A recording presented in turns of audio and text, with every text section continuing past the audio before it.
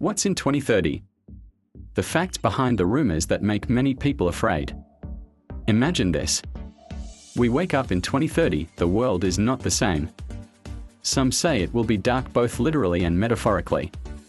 Some believe there will be a major crisis, a global economic collapse. Even the collapse of the system as we know it today. Sounds like a dystopian movie. But is all that true? You may have seen content that discusses this. Starting from the threat of an energy crisis, global economic research to predictions that our jobs today will be completely replaced by AI or artificial intelligence. And one thing that makes this even more interesting, or even makes you nervous, is the fact that many of the predictions come from big people. Even from global institutions such as the WF or World Economic Forum, IMF and world business figures. But before we panic or become indifferent and feel that this is just a conspiracy theory, let's dissect it one by one so that we can understand which is just a rumor, which can really be a danger signal, and most importantly what we can do from now on. Because whether we like it or not, 2030 is only 5 years away. This 2030 issue did not suddenly appear. Most of them come from long-term projections of international institutions that want to reshape the world's direction, especially in terms of economics, energy, technology and the environment. One of the most frequently highlighted is the UN's 2030 Agenda Program, officially called the Sustainable Development Goals or SDGs.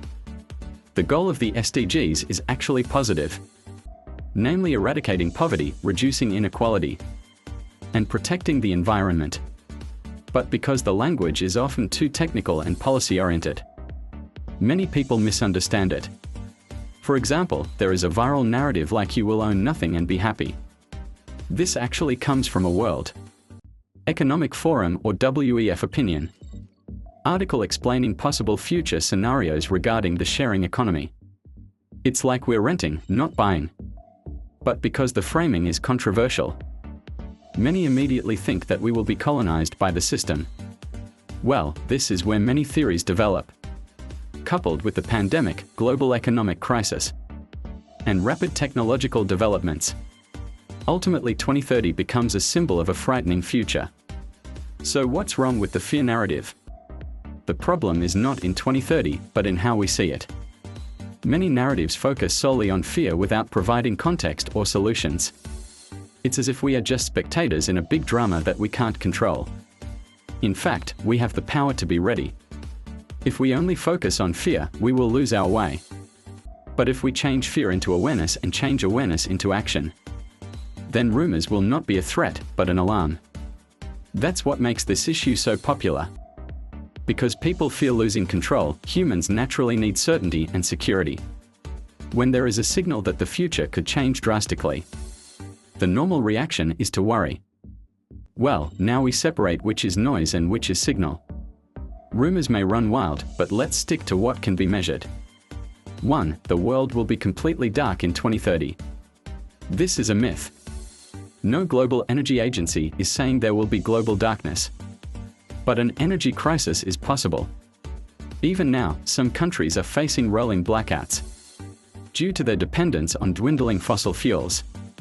Because this is not about the apocalypse, but about the energy transition from fossil fuels to renewable energy sources. And it's a long process full of challenges. Second, there will be global economic research.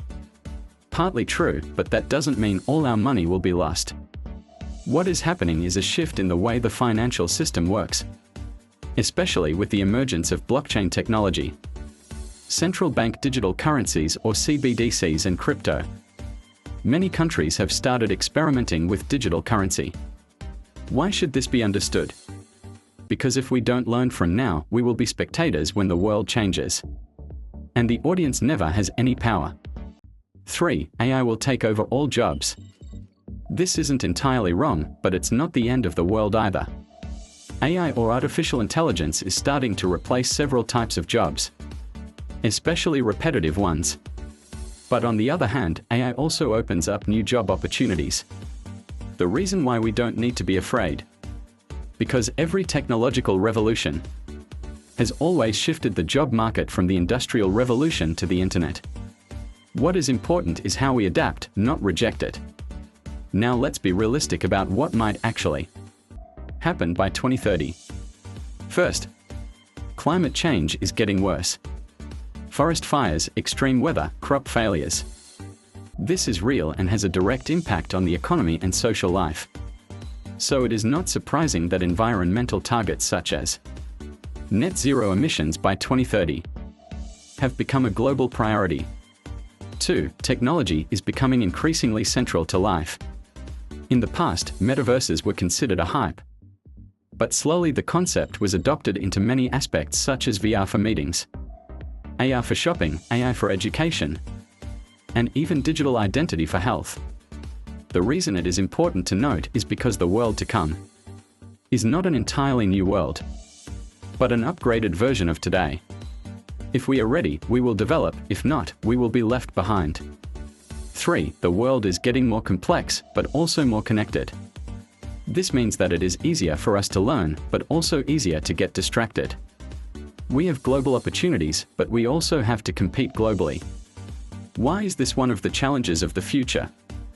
Because today's youth need more than just technical skills. We need a resilient mentality and the ability to adapt. So after all this, the question is, what should we do?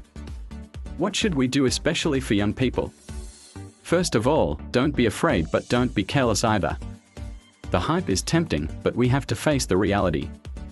We need to learn to differentiate between what is clickbait and what is insight. Why is this crucial? Because our mindset today will determine how we face the future. Panicking won't help, but being prepared is important. Second, upgrading yourself is not only about skills, but also mindset. Start learning digital skills and build skills that are not easily replaced by machines, such as critical thinking, creativity, empathy, communication, and collaboration. Mentality is very important because technology changes rapidly. What is not easily replaced by AI or artificial intelligence is empathy, the ability to read context, and the courage to make decisions. 3. Prepare a strong financial system. Start having a personal financial system such as an emergency fund. Learn to invest, avoid consumer debt. Because economic uncertainty requires a robust personal financial system. When a crisis comes, it is not the smartest who survive, but the most prepared. 4. Use technology as a tool, not an addiction. Metaverse, AI, crypto.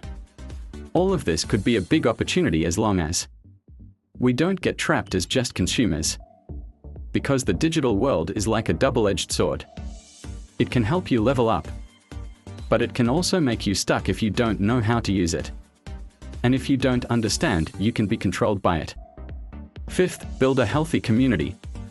In times of uncertainty, support systems are crucial. Discussion partners, study together, and support each other. Because we cannot fight alone in a rapidly changing world. So, guys, 2030 isn't the end of the world. But it's not the same world either. The choice is ours. Whether you are a spectator or a player. Don't be afraid of the future. But don't go into it unprepared either. From now on, upgrade yourself.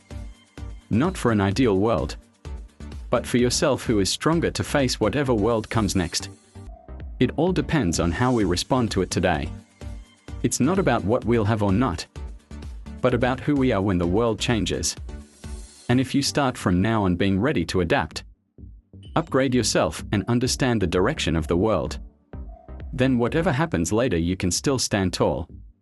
If you feel like this opens up a new perspective, or helps you think more calmly about the future, don't forget to share it with friends who might also be confused about 2030. And if you're ready, let's welcome 2030 with our heads held high, our hearts calm, and our steps clear. I'm Jens Prophet for Jens Education.